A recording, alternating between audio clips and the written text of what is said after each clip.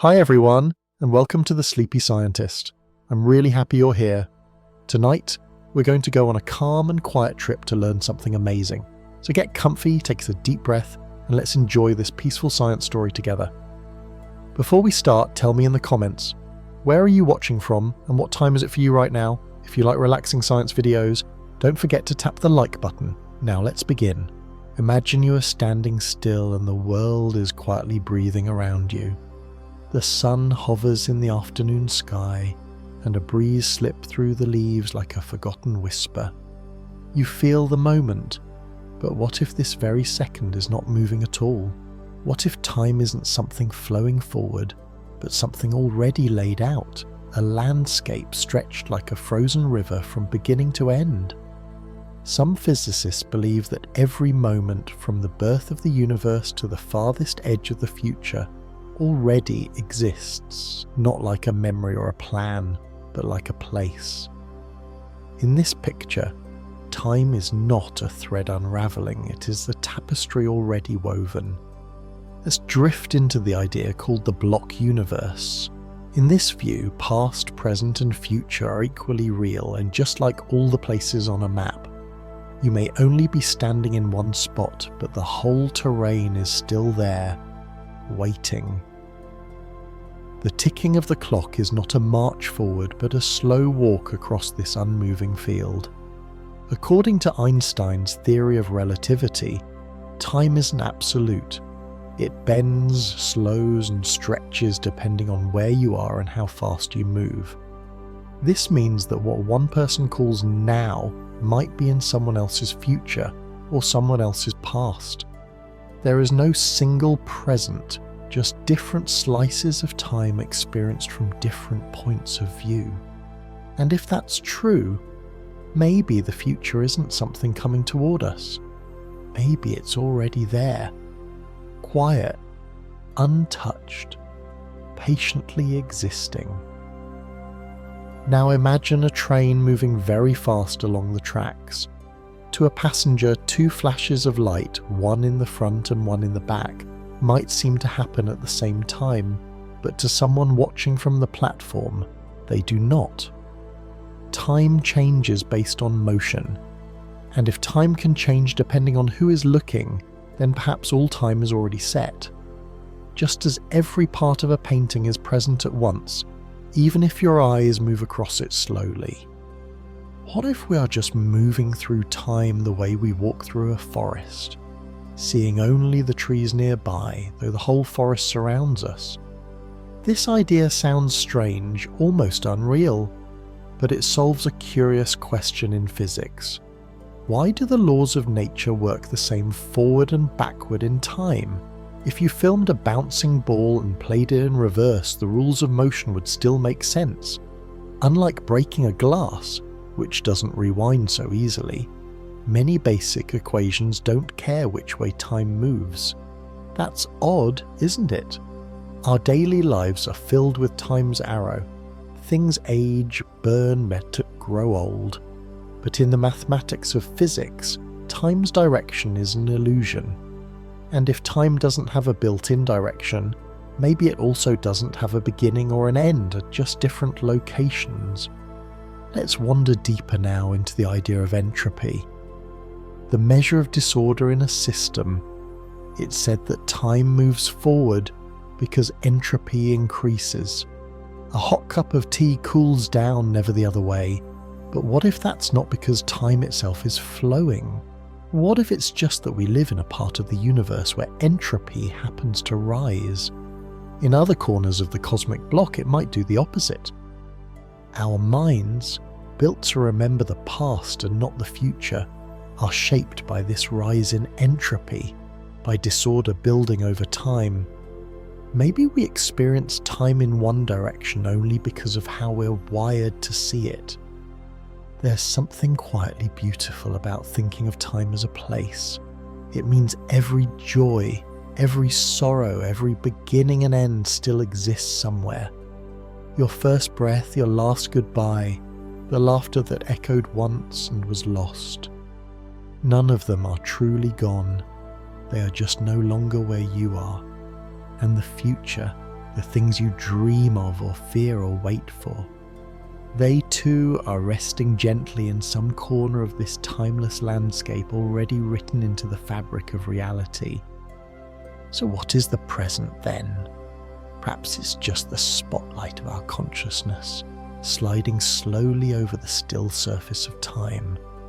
Wherever the light shines, we call it now, but the rest, the future not yet reached, the past already past, remains quietly untouched, patiently existing in the dark. Like stars behind a cloud, hidden but always there, you can almost feel it, the idea that this very moment is just a room in a grand, invisible mansion of time. We are guests in one hallway, unaware of the others, yet they exist, unchanged by our presence. Maybe you're walking through a gallery of moments, each one painted with the brush of physics and possibility. You step into one, then the next, but all of them, even the ones you haven't reached, are still hanging there, waiting. And if that's true, if the future already exists somewhere, then you're never truly far from anything. Your tomorrow is not just a hope or a guess. It's a place, already built, already shimmering, already real. All that's left is for you to arrive. Let's drift deeper now, into the soft folds of time where physics begins to blur with philosophy. If the universe truly is a block, you may never walk all those paths, but they are there. Not as dreams, but as actual slices of the universe. They don't need to wait for you to choose them. They exist quietly parallel, like reflections in a lake you haven't looked into yet. In this view, the future exists not just as one place, but as many, each shaped by a moment of chance, a breath of choice, a spark of change. And that means you too exist in many forms, laughing in one, crying in another, silent in a third, not ghosts but echoes, real and living, in their own direction of time. We often think of the future as fragile, uncertain, unfinished, but perhaps it is solid, quiet and untouched, a part of reality we simply haven't visited. It's not that we bring it into being by living it.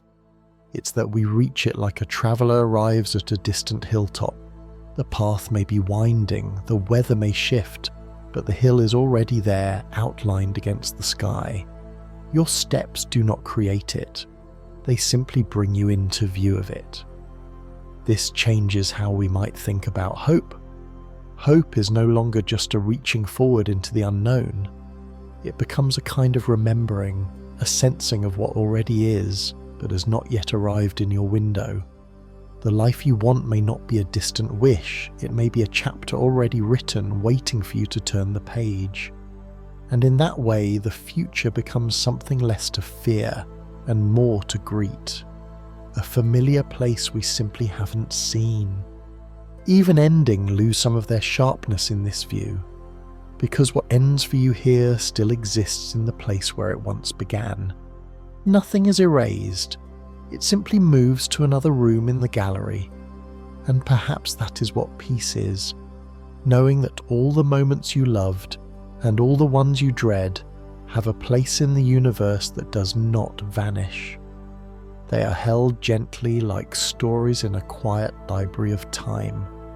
So tonight, when the world quiets and your breath slows and you feel the gentle ache of time moving forward, remember, you are not falling through time. You are part of its shape. You're not rushing toward the future. You're walking through a map already drawn. The future is not waiting to be born. It already exists, quiet, untouched, full of the soft potential of things that will feel new, but are not new to the universe. You're not lost. You are simply not yet where you're going, but you're already there, in another part of time's forever. Somewhere above you, long past the blue of the sky and the hush of the clouds, light is still moving, carrying messages, moments, memories across the cold silence of space. It glides without effort, without rest, in straight lines from stars that may have died before your great-grandparents were born. And yet the light is still arriving, still shimmering into telescopes and years and silent lenses, like a whisper from the past that refuses to fade. That's the secret. Light remembers.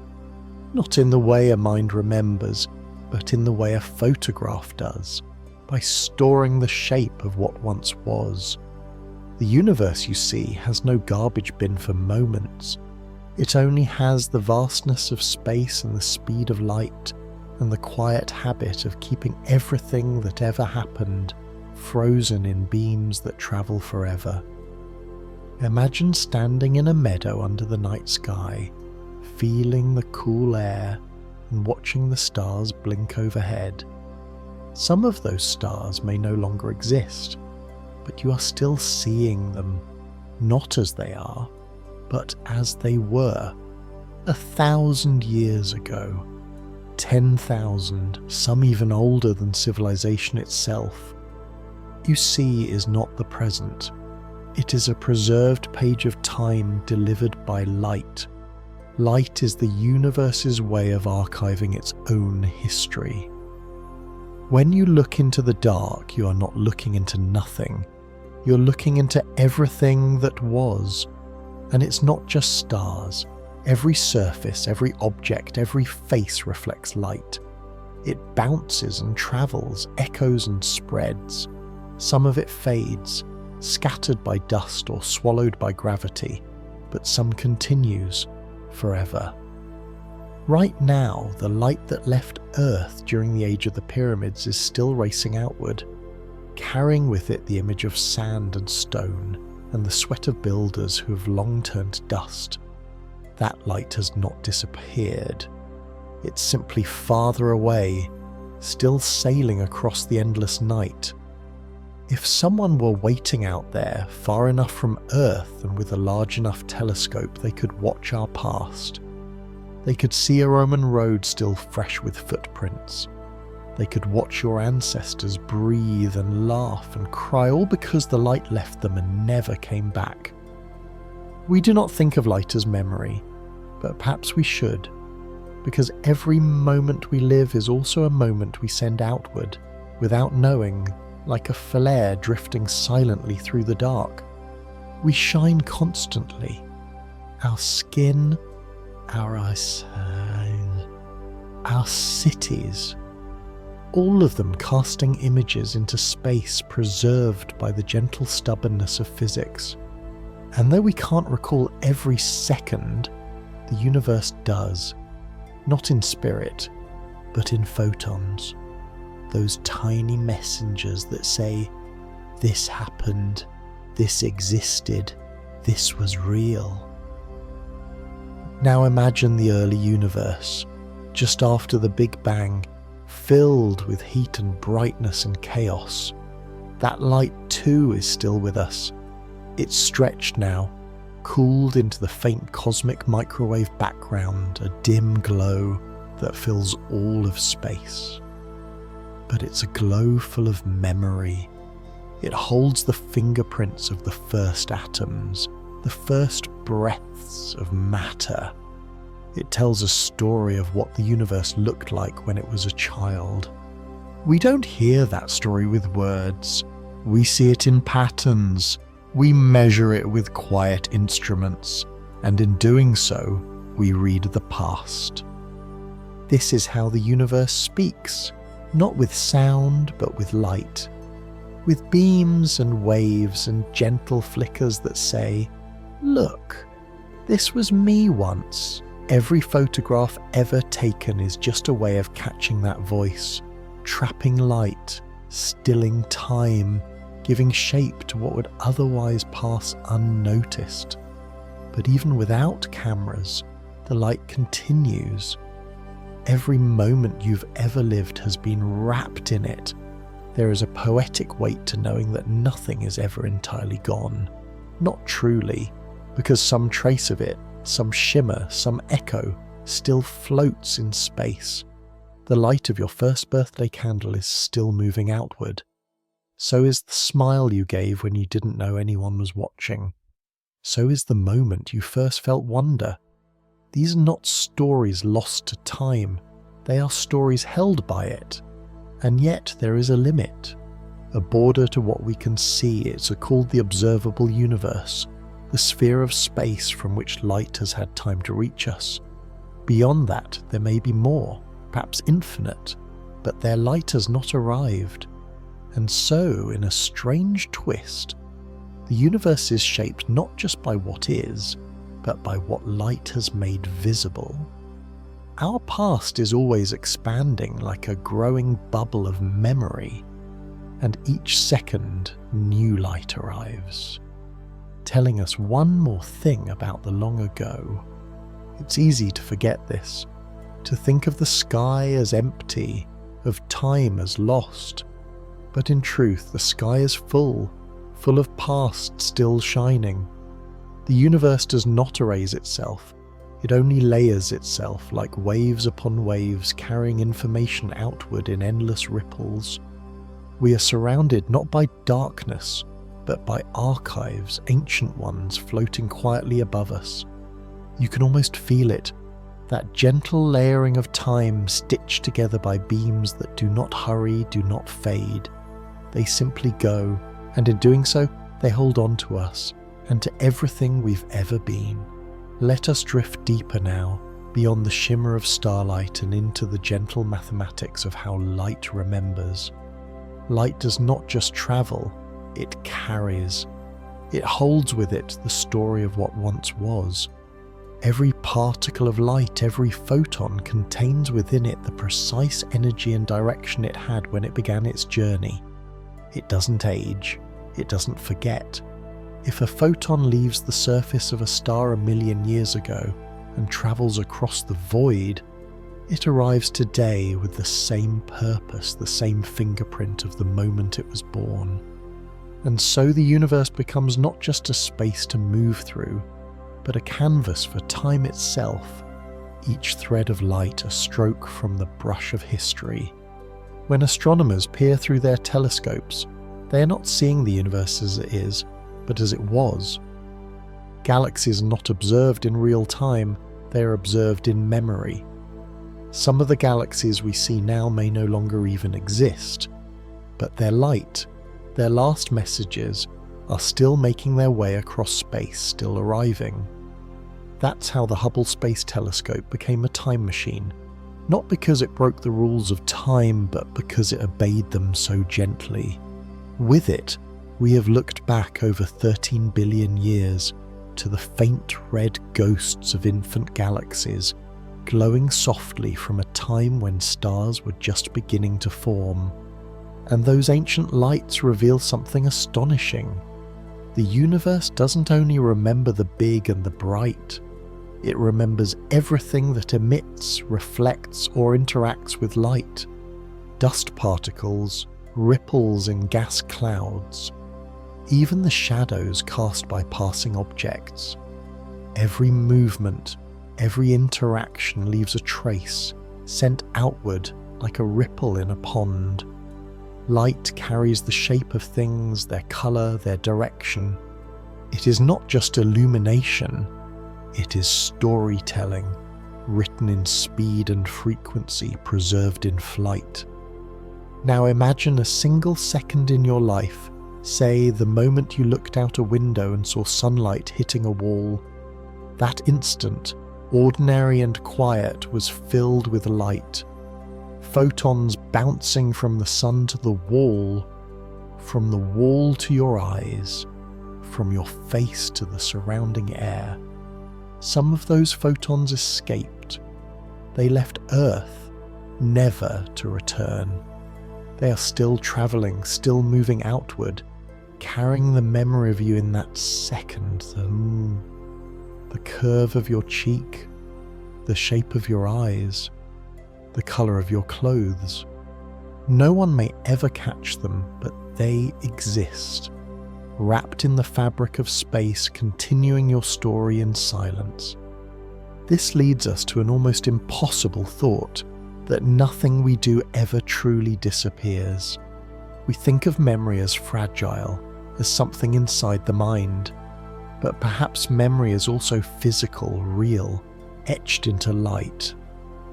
Our lives, from the smallest gesture to the loudest cry, are written into the structure of the universe not by fate, but by physics. Each photon that leaves you is a page torn gently from your story, sent flying into the dark. Even as we speak, the Earth is glowing, not just in the visible spectrum, but in infrared, radio waves, ultraviolet. We are radiating constantly, our cities, our machines, our bodies, all of it escaping outward. The universe does not ignore us. It absorbs our story. It records it in waves and pulses, in glows we cannot see but which stretch on forever. But light too has its vulnerabilities. It can be absorbed, scattered, redirected, and yet, even in those cases, something is left behind, energy transferred, patterns altered. There is no perfect loss in physics, only transformation. Even if a photon never reaches a telescope, its presence changed something somewhere. And so the trace of the past is not only in light itself, but in what the light touches. Shadows, reflections, warmth, all are records. This is how we begin to see that time may not be something we escape from, but something we extend into. The universe holds our past not like a diary, but like a field of echoes. When you walk through it, you stir those echoes, and sometimes they stir you. In the farthest corners of space, telescopes catch glimpses of exploding stars, supernovae, brilliant and brief. Those explosions happened long before humans existed, and yet their light reaches us now. When you see them, you are not watching history, you're touching it. You are standing in the light of a moment that truly happened in the past, and which the universe decided not to forget.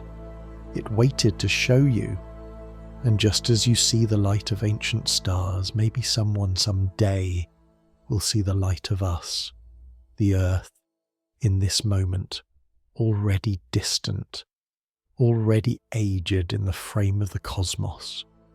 They will not see what comes after us. They will see what we were. In a sense, we are already ghosts in someone else's sky. Beautiful, bright, unknowable. Let's consider black holes now, those mysterious giants that swallow light itself. What happens to memory there? What happens to the light that falls into one? For a long time, scientists believed it was lost, forever erased. But newer ideas suggest otherwise. Information, it seems, cannot be destroyed. It may be scrambled, hidden on the edge of the black hole's event horizon, stored in subtle patterns we do not yet fully understand. If true, then even the darkest places in the universe still carry memory. They are not voids, they are vaults. This means that forgetting may be a human limitation, not a universal one. Our minds cannot recall every detail every second, but physics can. The universe, in its own silent way, is a perfect historian. You can almost see it now, the light slipping through cracks, bouncing off oceans, fleeing from the curve of the Earth. Every beam is a breath from the past, gliding with patience. And somewhere, far from here, it may one day land. Not as a memory, but as a moment, reborn in the vision of another being under a different sky. So the next time you step into the sunlight or sit beneath the stars, know that you are both receiving and sending. You are the observer and you are the story. You are illuminated and you are luminous. Every second you live becomes part of the universe, not just in spirit, but in the most physical of ways, in light, in waves, in echoes. This is how the universe keeps you, not in pages, not in stone, but in beams that never stop moving. Let's gently close this journey by following one final beam of light, a quiet one, perhaps no brighter than the flicker of a candle. It leaves its source, a moment, a face, a falling tear, and slips into the night. This is how the past lives on, not as something buried, but as something moving, not as memory inside a mind, but as presence in the sky. And though the earth spins and time pulls us forward, that beam continues undisturbed, untouched, sailing on, never once looking back. In the silence of space it speaks for us, without sound, without breath, only the rhythm of pure existence. Every light we ever made still glows somewhere. We often talk of the past as something we've left behind, something unreachable, something fading. But what if it's not gone? What if it's simply far away, still unfolding, not in time, but in distance? The room you played in as a child, the moment your mother whispered your name in the dark, the sunlight on the wall that morning you thought you'd never forget. These are not just thoughts inside you. Their light escaped, and that light is still moving outward, carrying with it the shape of that room, the warmth of that voice, the colour of that wall. You may not see it again, but it exists, and in a universe governed by motion and memory, existing is enough. In that sense, perhaps we do not truly die, or rather, perhaps no version of us is ever truly lost. We leave pieces of ourselves behind, not only in the hearts of those we loved, but in the physics of light itself. A laugh, a breath, a glance, these ripple outward forever, carried not in legend or language, but in photons. No matter how small or quiet the moment was, it left a mark. Somewhere, sometime, that mark may be seen again, perhaps by a traveller, a scientist, a distant civilization, or perhaps by no one at all. Still, the moment exists, and the universe holds it as faithfully as it holds the oldest stars. This idea doesn't just apply to us, it applies to everything, to forests and oceans, to cities and deserts, to a single falling leaf. The light that left the surface of a leaf 2 centuries ago is now 20 light years away, still holding the leaf's shape, its colour, its shadow. The universe does not choose what to remember. It simply remembers all. Light does not judge or forget. It simply travels. And what of now? The moment you're in, this very breath, even it is becoming memory. Not just in your heart, but in space. The photons bouncing off your skin, the light of the screen you're reading, the warm shadows in the room around you. They're escaping, carrying a portrait of you as you are right now. Within seconds, they'll be beyond the moon. In hours, beyond the planets. In years, past the edge of the solar system. You are at this moment becoming part of the universe's record. You're glowing into eternity. It brings a softness to existence, this idea that no moment is ever truly lost. Even if no mind remembers, even if no words were written, even if the memory fades from every human tongue, the moment lives in the quiet currents of light. You may forget who you were 10 years ago, but the light remembers. You may never know the exact second your friend smiled just before looking away, but the light remembers. All the things you thought were too small to matter, the way you looked at the sky that one time, the way your hand trembled, the way a raindrop clung to the window. They are part of the great archive now. The universe has stored them, not because they are important, but because they happened. In physics, there is something called the light cone, a shape that describes how light moves out from an event in space-time. Imagine a flashlight in the dark. Its beam spreads outward, forward in time but also across space. That's how every moment works. Every action you take, every change, every heartbeat sends out a cone of light that grows endlessly. And within that cone, anything that receives your light can know you. Not through stories or symbols, but through the raw, unbroken record of your presence.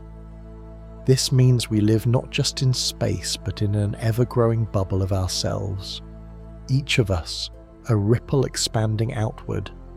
And within those ripples, our days remain. They do not vanish, they stretch. Even now, the earth is wrapped in layers of old light.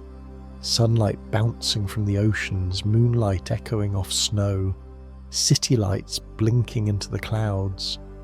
If you could peel back the sky, you'd find a record of our lives, thin and faint, but still there, like the grooves on a vinyl record, waiting for a needle to sing them back into being. And while it may take 1 billion years before any of our light reaches a place where someone might see it, the universe is not in a hurry. It is patient. It lets the moments unfold at their own pace. It stores them not in books, not in stone, but in motion. That's what light is, the motion of memory. So when you look at the stars, don't just see them as distant and cold, see them as windows. You're looking into the past, yes, but you're also glimpsing a mirror of your own fate, that you too will be remembered in this way. Not because someone chooses to remember you, but because you existed, and that alone is enough. You are a light source. You are a story in flight. You are part of the great glowing record of everything that has ever been. Not just in meaning or soul, but in the simplest truth of photons and reflection. You are already a piece of the sky, already shining in some faraway place. And if the universe is ever asked, what happened here? What were they like? It will answer not with words, but with light. Beams still travelling, moments still unfolding, the past still alive in the slow, endless motion of memory. Deep inside you, beyond your thoughts, beneath your skin, and even deeper than your breath, there is a clock. Not the kind that ticks on the wall or glows on a screen, but a quiet rhythm nestled in every cell. It does not need batteries or sunlight, it does not forget to count, it moves with astonishing precision, silently marking the hours, the days, the turning of the world. This is your circadian rhythm, the inner timekeeper written into the fabric of life itself. Long before hominins watched the stars or built sundials, the cells of ancient creatures already knew how to tell time, not with numbers but with cycles, of light and dark, sleep and wake, hunger and repair. The body does not guess the hour. It remembers it because every cell listens to the same ancient rhythm. Imagine this rhythm like a soft pulse, not felt in the chest but in the heart of biology. It rises and falls in patterns that echo across your entire being. Your liver prepares for digestion long before breakfast. Your brain knows when to grow sleepy, even without a sunset. Muscles become more alert at the same time every day. Hormones rise and fall with gentle precision, all of it coordinated, not by a conductor with a baton, but by clusters of proteins inside cells, dancing through cycles older than memory. At the centre of this biological timekeeping is the suprachiasmatic nucleus, a tiny region of the brain nestled deep in the hypothalamus, just above where the optic nerves cross.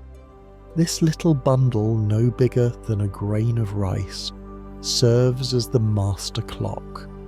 It receives signals from light entering your eyes, and from that light, it sets the tempo for your body's daily rhythm.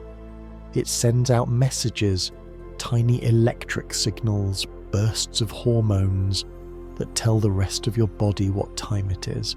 Like a lighthouse shining across a dark coastline, It guides each organ, each cell, to move in harmony. But this clock is not alone. Every cell in your body carries its own version of this timekeeper, made of genes and proteins that loop and pulse through a 24-hour cycle.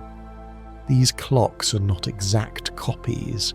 They drift slightly, like instruments in an orchestra tuning up, but they respond to the master clock's signals, adjusting themselves like dancers aligning with music. This dance is not for beauty alone, it is survival. The rhythms keep you in sync with the world, with food, with danger, with sleep, with healing. Your immune system, your metabolism, your memory, even your emotions are bound to these cycles. Disrupt them and the body begins to ache, to forget, to falter. The sun too plays its role. Its rise and fall have been the drumbeat of life on Earth for billions of years. Every creature that has ever crawled, swam, flown or dreamed has done so beneath the turning light. And so evolution wrote the sun's schedule into our DNA. When the sky grows bright, the body shifts, cortisol rises, body temperature climbs, energy blooms. As the sky fades, melatonin flows, eyelids grow heavy, the body cools. This cycle, repeated across millennia, became the rhythm of life itself. But it's not just light that sets the clock. Feeding times, movement, temperature, even the timing of conversations, they all play a role. If you eat at unusual hours, your liver notices. If you stay awake past your normal time, your brain resists at first, but eventually it shifts. The clocks are flexible, but not unbreakable. Jet lag, shift work, insomnia, all are signs of a body pulled away from its inner rhythm. And the longer the clock stays out of tune, the more the body begins to lose balance. Even plants rooted in place and silent to our ears feel time. A sunflower turns its face toward a dawn because its internal clock tells it when the light will come. Leaves open and close with the day. Flowers bloom on schedule. Seeds wait until just the right moment to sprout. None of this is chance. It is time felt without thought. Life, even in its quietest forms, feels the hour, and it goes deeper still. Bacteria, among the simplest of organisms, can show rhythms that align with day and night. If such ancient life can keep time, then perhaps the awareness of rhythm is not a luxury of higher creatures, but a foundation of existence. To live, it seems, is to be in time. To not just move through it, but to hold it inside. Within each cell, the clock runs through feedback loops of gene expression. Certain genes produce proteins that rise in level over hours, and when they reach a peak, they shut themselves off, allowing levels to fall again. Then the cycle restarts. This is not just a clever trick. It's a mechanism as elegant as the tides. Rise and fall, repeat, not for seconds, but for lifetimes. These oscillations guide when your body digests, when it heals, when it dreams. They whisper to your organs, now is the time, and your body listens. This rhythm of biology extends beyond humans. Migrating birds, guided partly by the sun, also carry internal calendars. Arctic mammals, living in lands where day and night stretch into extremes, adjust their rhythms to survive. Deep-sea creatures, untouched by sunlight, still follow patterns, shaped perhaps by temperature, by food cycles, by inherited rhythms that echo the surface world. Time is not something we taught ourselves. It is something life built its house around. Even in the womb, before a baby sees light, the rhythm begins. The mother's cycle, her hormones, her heartbeats, her breathing, all act as a gentle metronome, and after birth the rhythm continues, shaped by feedings, by sunlit mornings, by the quiet song of daily life. The body does not wait to learn time. It is born into it, cradled by it, carried forward by a pulse older than memory. So when you feel tired at night or alert in the morning, when your stomach grumbles at the same hour, or your thoughts grow cloudy at the day's end, know that these are not random sensations. They are signs of your clock, ticking quietly beneath everything, a symphony without sound, a song of molecules and light, a truth written in every part of you. And somewhere right now, deep in a single cell, a tiny dance is unfolding. A gene is switching on. A protein is beginning to build.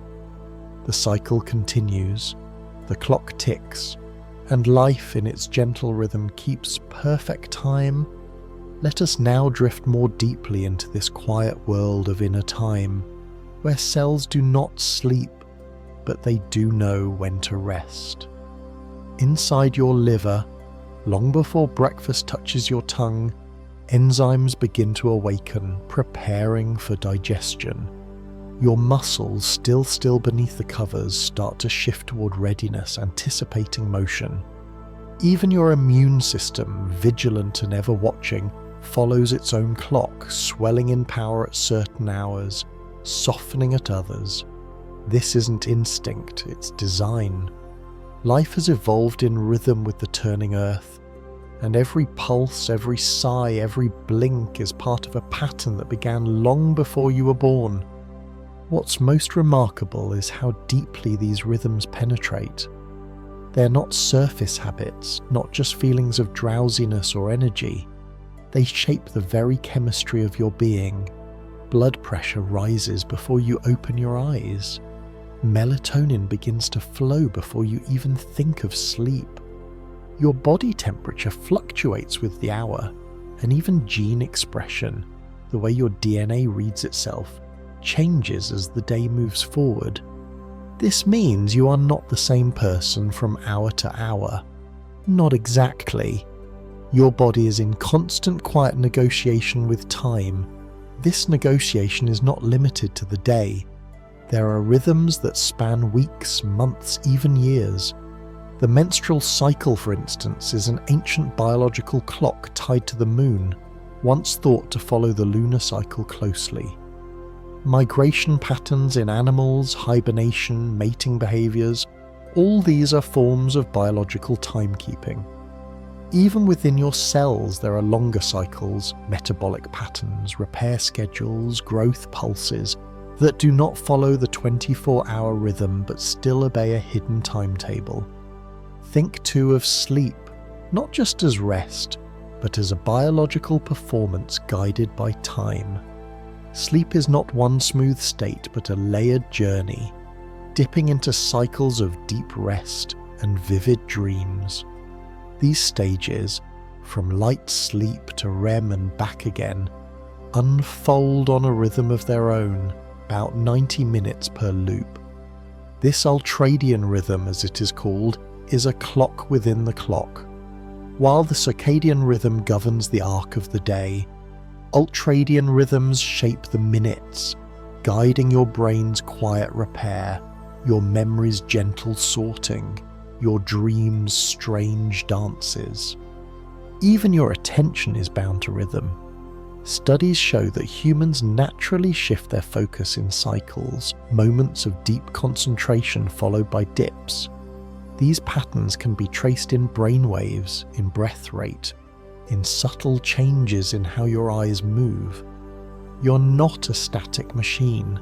You're a breathing, pulsing waveform, tuned not just to survive but to flourish in time's invisible structure. Let us consider the seasons and the way time stretches itself over the land. In winter, your metabolism shifts subtly. Your mood may dim, not from sadness alone, but from biology adjusting to the lack of light. Your skin responds differently to the cold. Your brain chemistry shifts with the length of days. And in spring, as light returns, your body blooms in quiet ways. Hormones shift, energy lifts, new patterns emerge. You are not separate from the turning year. You are bound to it, a leaf on its great clockwork tree. And this deep connection has implications beyond comfort or routine. When our inner clocks fall out of sync with the world, through night shifts, insomnia, artificial light stress, the body suffers, risk of disease rise, mood disorders grow, memory weakens, even wounds heal more slowly. Scientists now know that the timing of medicine, food and rest affects how the body responds. A drug taken at night may have a different effect than the same drug taken in the morning. Timing is not just a frame around life, it is part of life's code.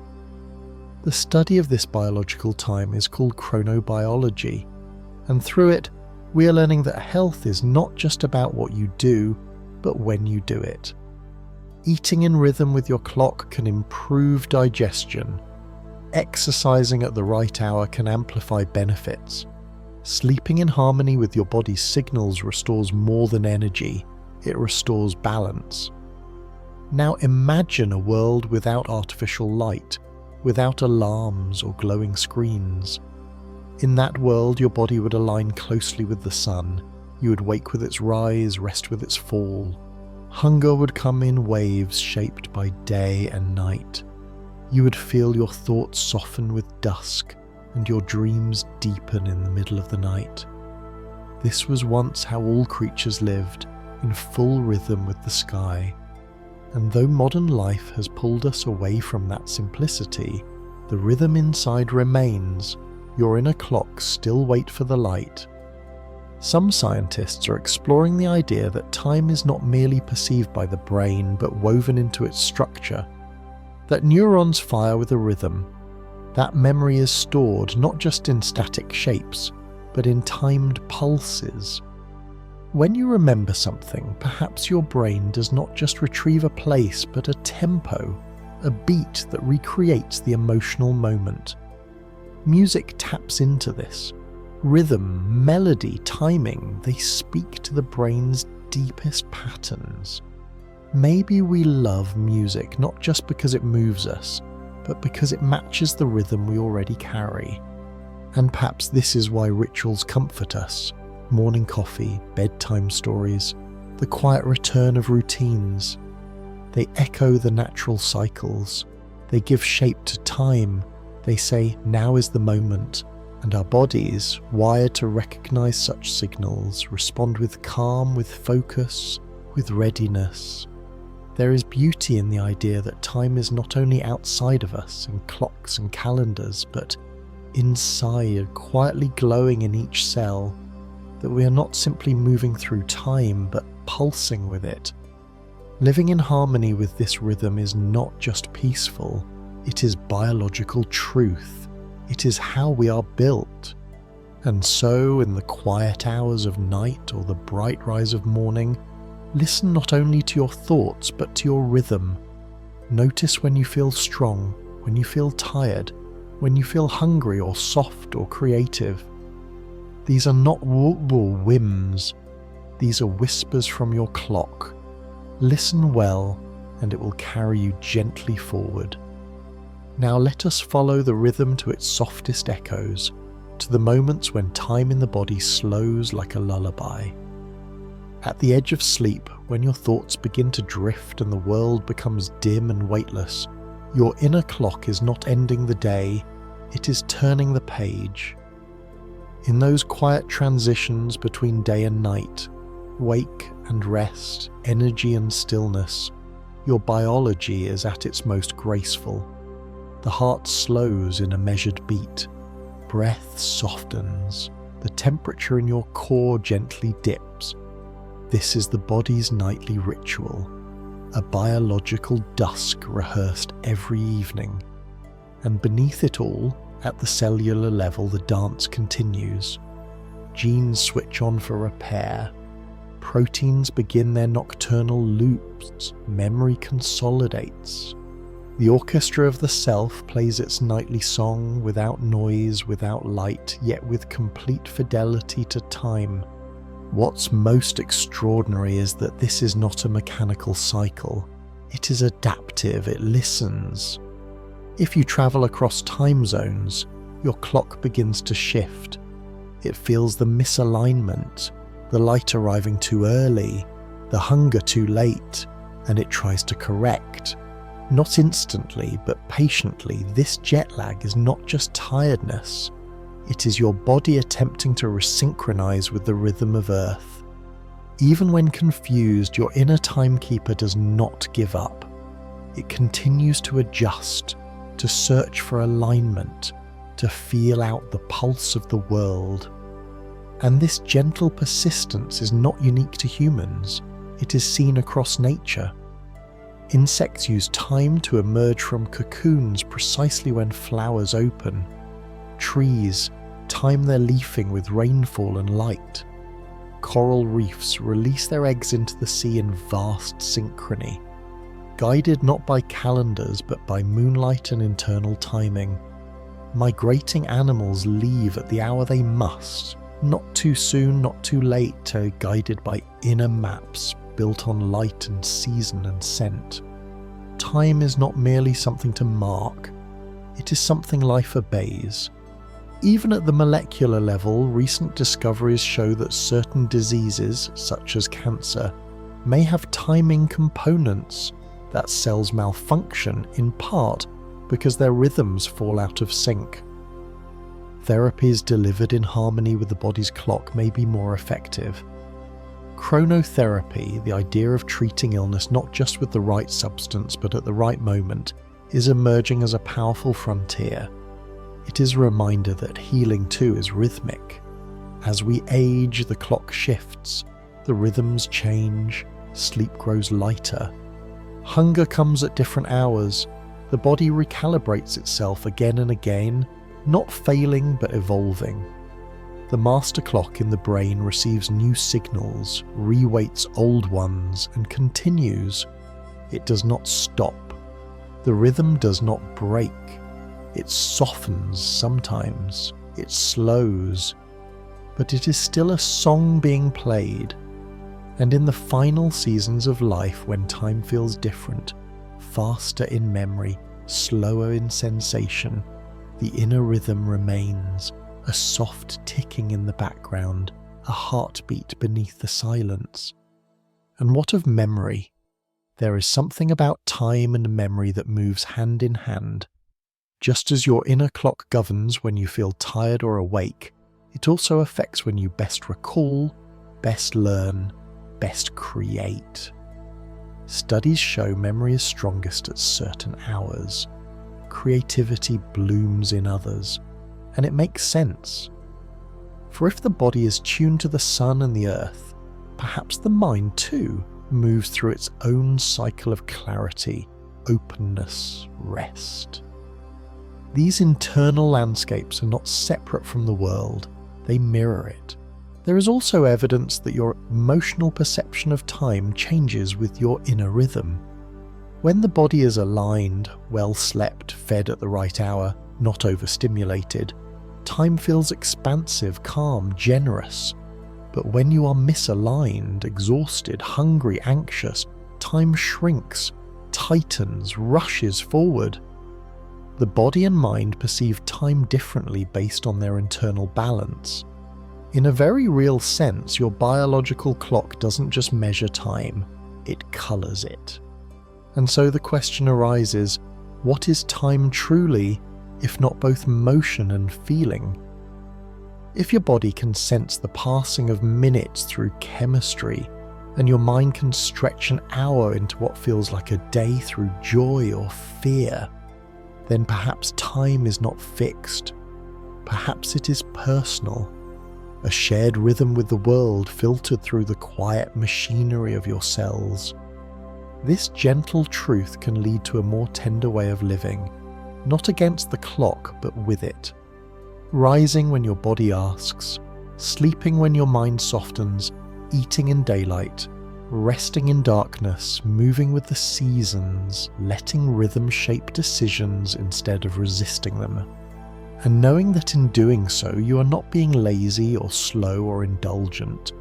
You are being biological, you are being in time, and in the still moments, when the world feels too fast or too loud, it can help to remember this. You have a rhythm inside that does not rush. You carry within you a song that has played since before you were born. It keeps you whole, even when your thoughts scatter.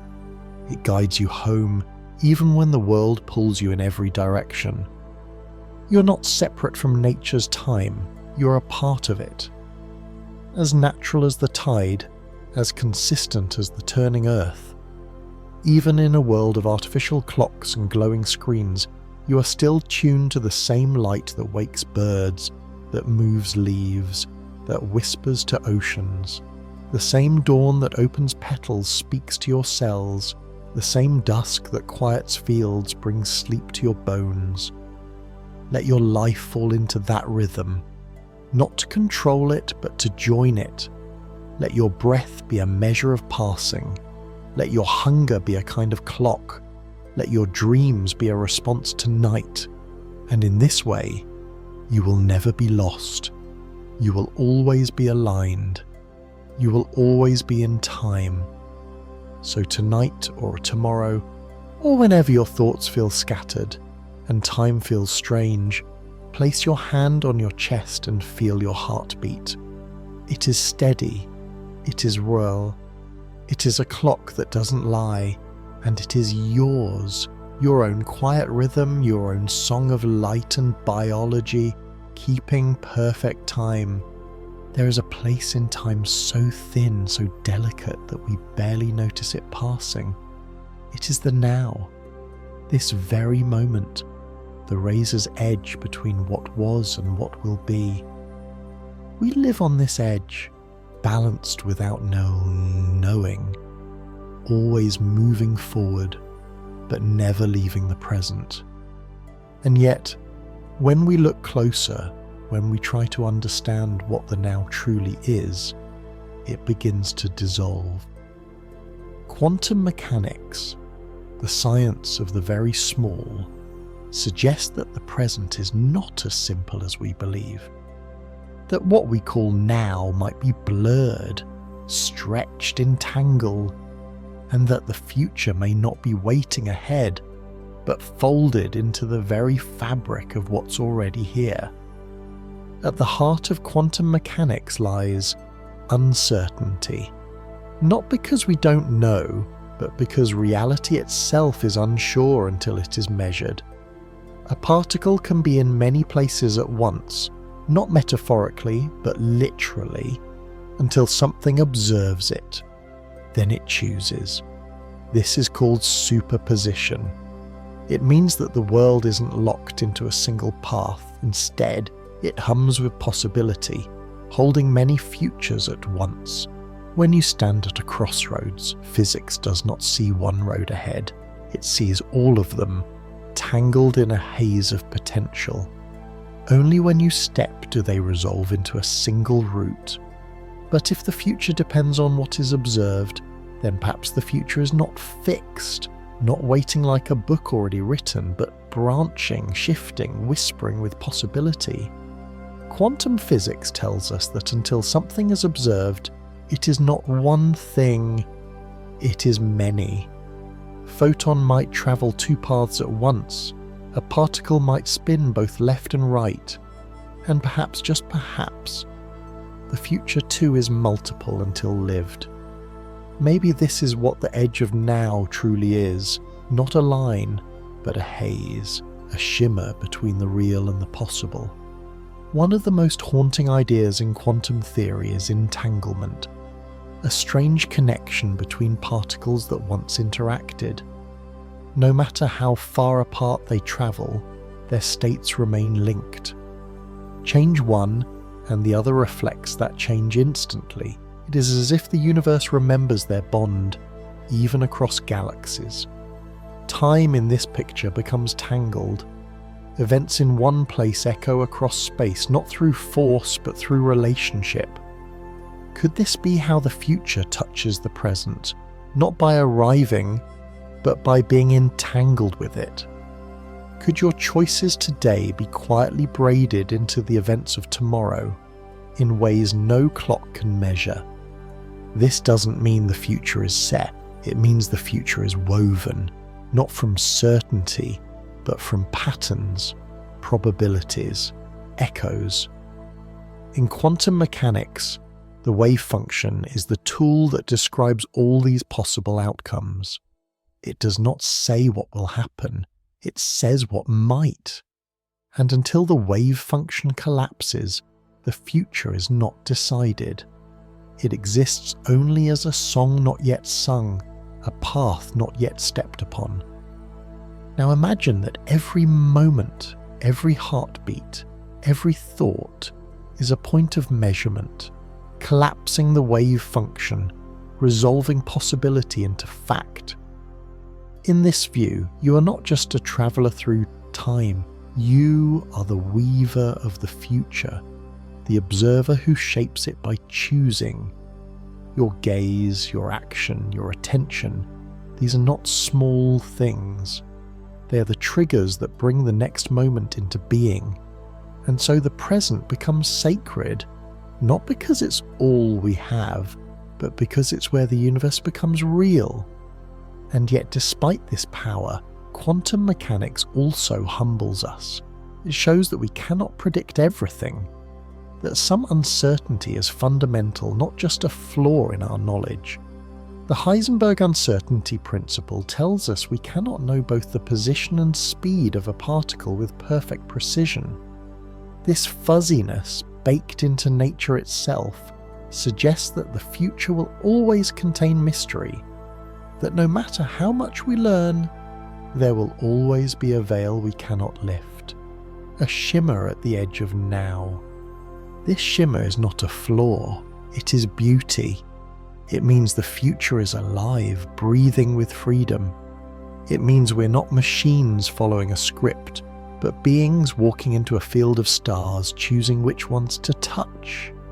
And even when we don't understand the pattern holds us. Even when the map is blank, the terrain is real. Some interpretations of quantum theory suggest that every possible outcome happens not just as probabilities but as realities, branching into separate universes. This is the many worlds theory, and if it's true, then every choice you might make is made. Every version of your life exists, and each of those futures is as real as this one, playing out in a world just slightly shifted from yours. In one you turned left instead of right. In another you never spoke that word. In still another you are not reading this sentence. But all those you still exist, moving forward along their own shimmering lines. This is not fantasy. It is the quiet possibility behind the equations. The idea that time is not one line but many. That the present is not a point but a bid, and that the future is not ahead of you. It is around you all the time, folding and unfolding with each breath. When you wake tomorrow, the quantum world will stir beneath your feet. Possibilities will hum in the air. And when you reach out, when you speak, when you love or doubt or decide, the wave function will collapse, not just in physics, but in you. You will make the next moment real, you will be the edge of now, and in doing so the future will not just arrive, it will be born. Let us move deeper now into the quiet space where time and possibility blur into each other. The quantum world in its mystery offers a different kind of future, not a singular linear road, but a branching tree of paths, each limb growing from choice, chance, and delicate interactions too small for the eye to see. Imagine walking through a forest at dawn. The mist is thick. You cannot see far, but you know the trees stretch endlessly in all directions. The trail you step onto seems solid, but with each step, other trails vanish behind you. not because they were never real, but because you did not walk them. This is how the quantum world feels to the physicist. Infinite futures, all plausible, but only one witnessed, only one lived, collapsing into place at the very moment of choice. This idea is not merely poetic, it is supported by the math that underpins quantum theory. The equations do not describe certainty, they describe probability. They speak of clouds of outcomes, not fixed events. An electron, for example, is not in one place until it's observed. Until then, it exists in a wave of possibility. And so, if all matter is built from such particles, then perhaps we too are made from possibilities, not metaphorically, literally. The structure of your thoughts, the movement of your neurons, the subtle spark of intention, all of it dances on the same rules. It means your future is not just something waiting, it is something forming. In this view, the present becomes not a single point, but a membrane, a thin veil that ripples between what could be and what has been. The observer, you, acts as the crossing point.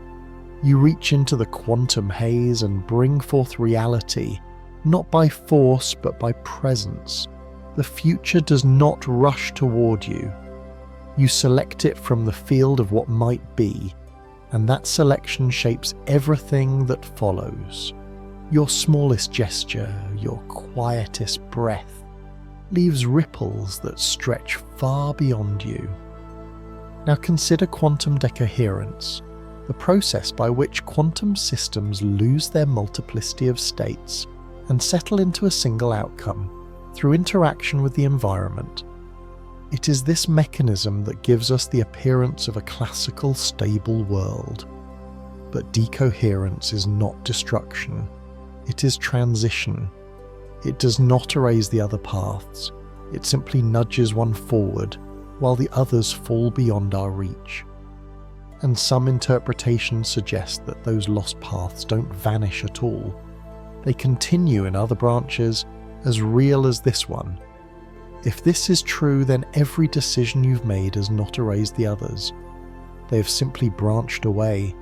Somewhere there is a you who said yes when you said no, a you who stayed when you left, a you who turned back instead of forward. Each path diverging gently yet completely, spinning off into its own sequence of news. And the astonishing part is this: none of these futures is less real, they all exist, though you can only live one. This brings us to a strange kind of comfort, that no choice is wasted, no path fully lost. Even when you wonder what might have been, it may still be somewhere else, unfolding without you. The universe does not choose for you, it holds space for every option, and you, by choosing, give shape to one of them. The quantum world also challenges our understanding of causality. In classical thinking, causes precede effects, but in quantum mechanics, there are experiments, such as the delayed choice quantum eraser, that seem to show that choices made in the present can affect outcomes in the past. Not in the way of time travel or rewriting history, but in a more subtle, foundational way. The measurement of a particle can determine whether it behaved as a wave or a particle earlier, even before the measurement happened. It is as though the act of observation reaches backward and clarifies what was previously ambiguous. What does this mean for the future? Perhaps it means that the present does not only grow out of the past, it also shapes what the past becomes. Perhaps time is not a straight line but a relationship, a constant negotiation between what was, what is, and what might be. If your present choices can influence how the universe interprets its past, then the future becomes something more than a consequence. It becomes a dialogue. Even the concept of time itself becomes uncertain in quantum gravity, a field still being explored. Some physicists argue that time might be an illusion, an emergent property arising from the relationships between particles, not something fundamental. If so, then the future and past are not places we travel to and from, but ways we organise change. They are maps we draw over a landscape that is more complex than direction can describe, and yet despite all this uncertainty, something solid emerges. Life moves forward, thoughts unfold, hearts beat. Decisions are made. This is the miracle. From the quantum fog, a world appears one moment at a time with colour, sound, touch and feeling. You are part of this unfolding, not separate from the physics, but made of it. Let us return now to the edge of now, that shimmering veil. Each time you pause, breathe and look around, you are touching it. Each decision you make is not just an action, it is an act of emergence, a moment brought forth from the invisible field of maybes. The future is not waiting for you, it is taking shape from you. Each time you wonder what comes next, the universe responds, not with a plan, but with a question of its own. What will you choose? And so the future, through the lens of quantum mechanics, becomes not a straight line but a blooming flower. Each petal a path, each curve a new reality unfolding in time. You're not walking a road, you're painting it. With every step, the next stone appears beneath your feet. You can almost feel it. The gentle tug of possibility, the soft resistance of not yet, the hum of futures waiting in the wings. You're not just living through time, you're shaping it, sculpting it, moment by moment, wave by wave. The edge of now is not a place you pass through, it is a place you create. Let us now settle into the final unfolding of this strange, wondrous journey, to the place where the edge of now becomes not just a line between future and past, but a field of awareness, humming softly at the heart of all things. You're not alone on this edge. Every star, every cell, every thought exists here too, balanced delicately between what has happened and what may come. And though we speak of the future as something distant, something not yet arrived, quantum mechanics suggests that it is far closer than we imagine, perhaps already entangled with this moment, already participating in the quiet shaping of now. There is something tender in this, the idea that the future is not a stranger but a companion, whispering through the equations, waiting not to happen but to be chosen.